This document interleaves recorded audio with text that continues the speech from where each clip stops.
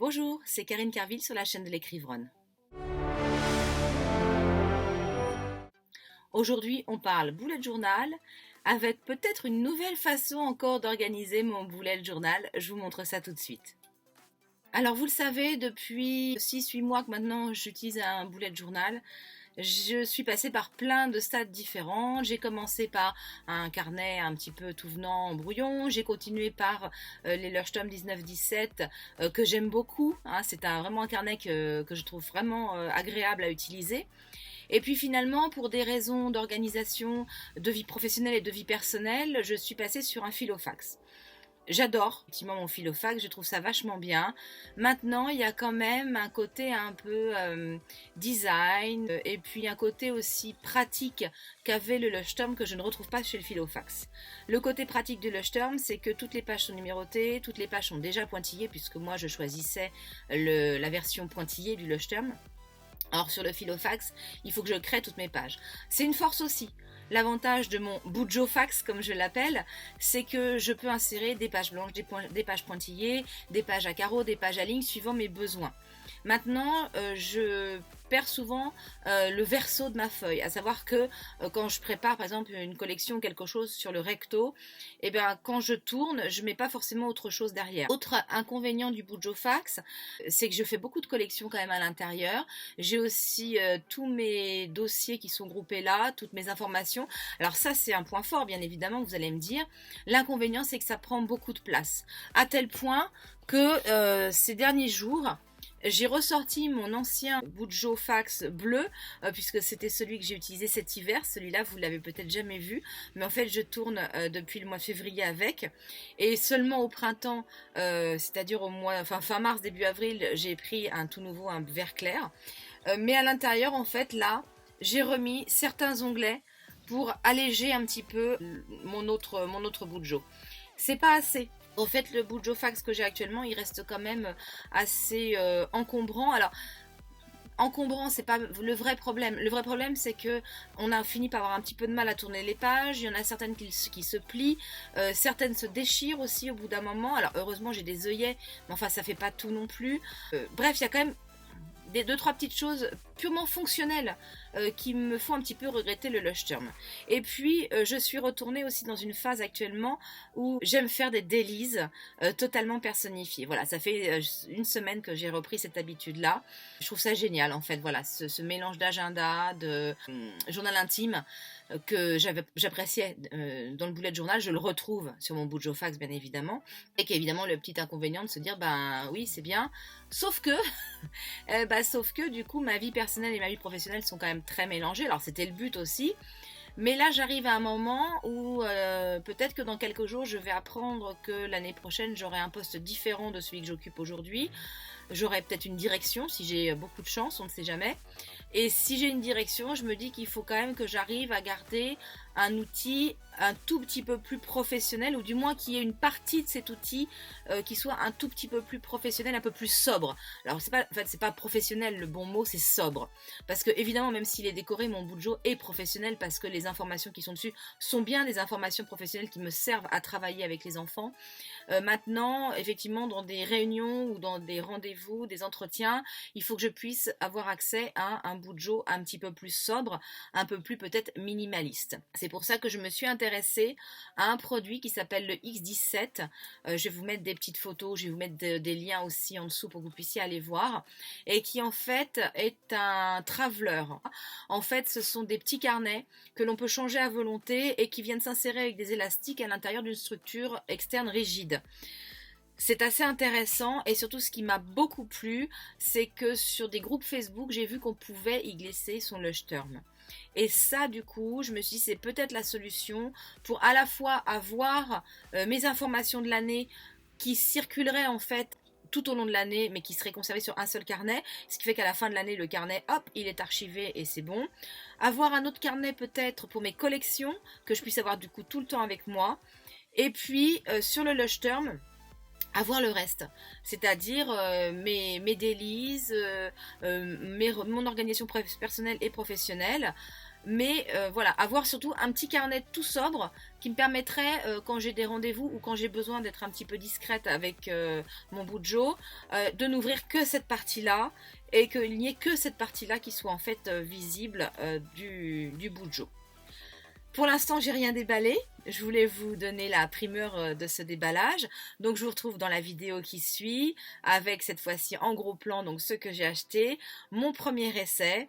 Et puis, vous allez voir, j'ai craqué, mais ça fait déjà plus d'un mois que je l'ai, mais il n'est pas déballé. Voilà, en fait ce que je veux mettre dedans c'est celui-ci et en fait je vais le mettre dedans et je vais l'utiliser certainement à partir de début juillet. Je vais préparer en fait à partir de juillet là-dedans parce que je pense que celui-ci va me servir de Bujo de vacances. Voilà, j'ai très envie de faire plein de memory planner à l'intérieur. Alors même si c'est plus un Bujo fax et qu'on va dire memory planner gna gna gna, mais je m'en fiche, vous m'aurez compris. Donc j'ai envie de faire du Bujo vraiment très personnalisé à l'intérieur de celui-ci, en me disant que au mois de septembre, quand j'aurai besoin de revenir sur en fait un Leuchtturm pour l'école cette fois-ci et remélanger vie professionnelle et vie personnelle, eh bien je replongerai sur un nouveau Leuchtturm, j'en prendrai un nouveau tout simplement, et puis ça me permettra donc de tester la nouvelle organisation. Je vous laisse. Je vais aller tout déballer, je suis super impatiente. J'espère que ça va marcher, je vais voir, je sais pas trop. N'hésitez pas en commentaire à me dire si vous aussi vous avez essayé cette formule-là parce que franchement ça m'intéresse. Ce que vous en pensez, si vous avez peut-être des conseils à me donner. Je sais qu'il y a beaucoup d'enseignants aussi qui suivent cette chaîne et donc mes petites vidéos. N'hésitez pas à me dire dans votre Bujo comment vous séparez. Est-ce que vous avez vraiment un Bujo perso, un Bujo pro? Si vous avez un Bujo mixte, ça m'intéresse de savoir. Est-ce que vous avez fait finalement des sortes d'intercalaires à l'intérieur où vous mettez toutes vos collections en même temps, ou est-ce que vous gardez vraiment le principe du Bujo en mettant tout à la suite l'un de l'autre? Voilà, c'est vraiment quelque chose qui m'intéresse, donc n'hésitez pas à laisser plein de petits commentaires en dessous, et aussi des pouces bleus, et à bien sûr penser à vous abonner. Voilà, sur ce, au revoir, je vous laisse. Salut! Alors, nous y voilà pour le déballage. Donc j'ai reçu ceci dans un premier colis. J'ai jamais utilisé ce genre d'outils, on va dire. Alors je pense même que c'est plutôt comme ça, puisque là, je sais pas si vous allez le voir, mais il y a la marque X17 qui est là. Ça doit être au dos, donc ça va être plutôt comme ça que ça s'ouvre. Là, j'ai commandé 2 carnets avec des pointillés à l'intérieur. Et donc là, j'ai les fameux élastiques pour attacher tout ça. Donc des élastiques pour attacher les carnets et pour faire le tour. Le but du jeu, c'est d'attacher 2 carnets et que j'ai de la place pour mettre mon Leuchtturm.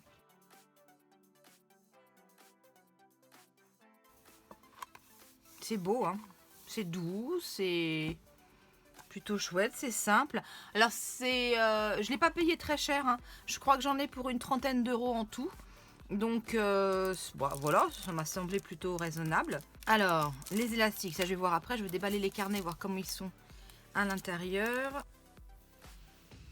Donc en tout cas quand on l'ouvre, effectivement voilà, on a un beau pointillé qui ressemble étrangement au pointillé que moi je fais quand j'imprime directement sur mon petit site internet. Donc voilà, et donc c'est un 61 pages, donc 62 si on compte derrière, voilà. Donc j'espère que ça suffira pour ce que je veux faire. Alors, donc j'ai ça. La vraie question c'est comment ça s'attache?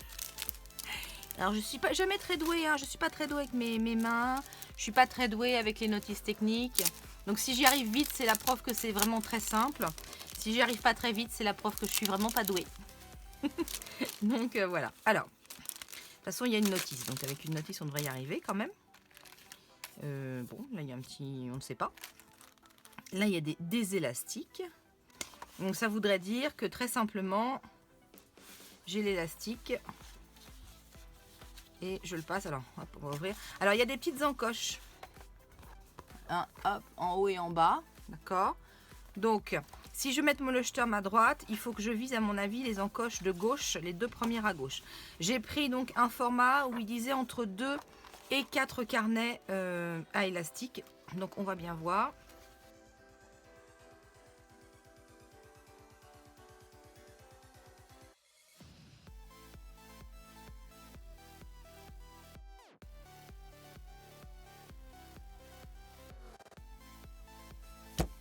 Voilà.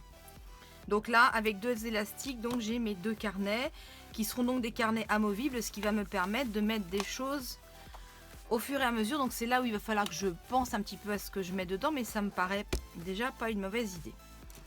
Un élastique pour fermer celui qui est le plus au milieu, avec un nœud tout bête, hein, ça c'est pas compliqué. Hop, et on passe. Pareil, il y a une petite encoche, donc après on ajuste pour mettre son carnet comme il faut. Tac. Bah, c'est un système qui me plaît bien. Je trouve ça clean. Hein, pour l'instant, je trouve ça pas mal. Donc je vous présente, voilà, le 19-17 de chez Leuchtturm. Bon, celui-là, j'ai craqué. Hein, je l'ai commandé directement en fait sur le site du fournisseur. Je ne l'ai pas déballé, hein, voilà. J'hésite même à le faire. Alors avant même de le déballer, le but en fait, c'est, vous l'avez compris, hein, c'est qu'il aille là. Donc selon les copines, voilà. Selon les copines, ça tient. Et toc. Donc après, il faut que ça se fasse. Hein, c'est comme tout produit. Alors après, est-ce que si je mets qu'un carnet, est-ce que c'est mieux? Ça se tente, parce que moi je dis tout se tente. Et là, pour le coup, le Leuchtturm. Oui, là, il rentre encore mieux, évidemment. Il fallait s'y attendre. Alors, avantage, hein, c'est que ça protège aussi en même temps le boulet de journal. Donc ça, c'est quand même pas mal. C'est une bonne solution pour se faire plaisir et d'avoir le carnet. Et de pouvoir avoir quand même une partie que l'on peut garder et emmener d'un carnet sur l'autre. Voilà. Je m'arrête là. Je ferai le petit déballage plus tard. Je cogite encore un peu et je vous refais une vidéo. Allez, salut!